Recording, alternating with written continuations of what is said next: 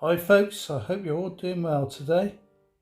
I'm going to go into settings, iPhone general, then iPhone storage. You can see here when the apps is taking up a lot of space, I don't use it anymore. So I'm going to delete that app.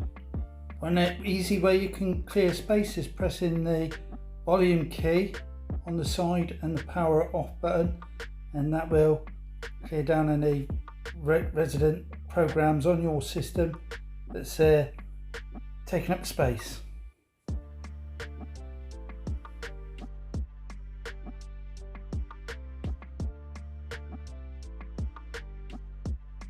In this section we're going to go into photos, then scroll down to recently deleted.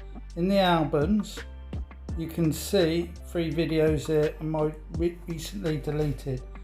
If you then click on select all, and you can delete the items in the recently deleted. And here's a picture of a tiger moth. It's important that you make more space on your phone.